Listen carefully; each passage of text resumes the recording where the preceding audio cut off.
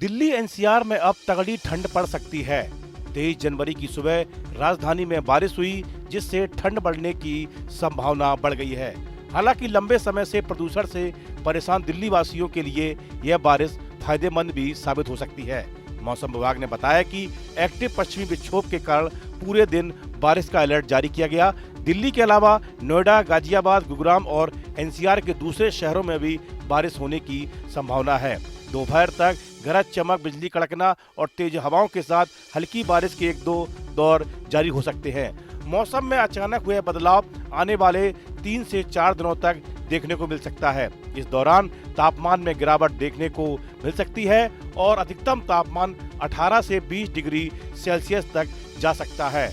वहीं शनिवार को तापमान और 2 अंक नीचे गिरकर 16 से 18 डिग्री सेल्सियस तक पहुंच सकता है। इस दौरान हवा की रफ्तार 30 से 40 किलोमीटर प्रति घंटे रहने का भी अनुमान है। ऐसे में 2 दिनों से हो रही हल्की गर्मी के बाद अब वीकेंड और 26 जनवरी पर तेज ठंड पड़ने वाली है। हालांकि दिल्ली एनसीआर को इस बारिश में सबसे बड़ा फायदा प्रदूषण और खराब एक्यू से राहत पाने में होगा।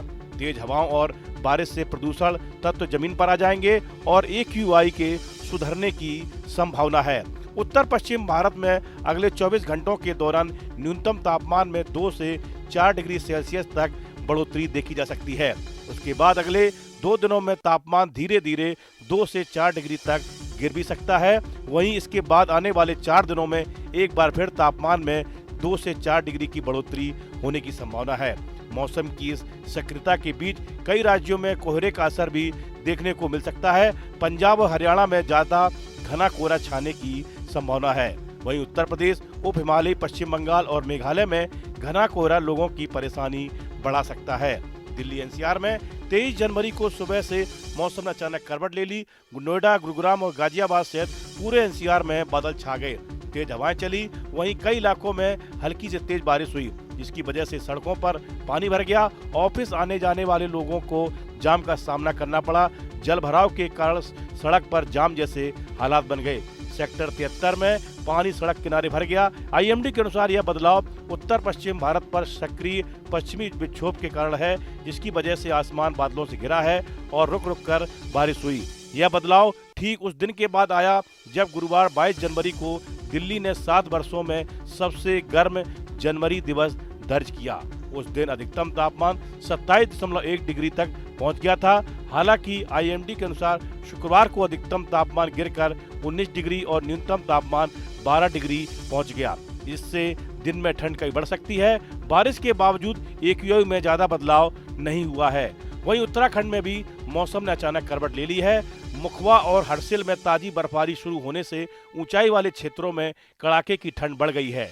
वहीं धराली से भी बर्फ से ढकी खूबसूरत तस्वीरें सामने आई हैं, जिनमें घाटी पूरी तरह सफेद चादर ओढ़े दिख रही है। मौसम के इस बदलाव से स्थानीय लोगों और पर्यटकों में उत्साह तो बढ़ा है, लेकिन ठंड और फिसलन भरी रास्तों के कारण आवागमन पर असर पड़ने की भी संभावना जताई जा रही है।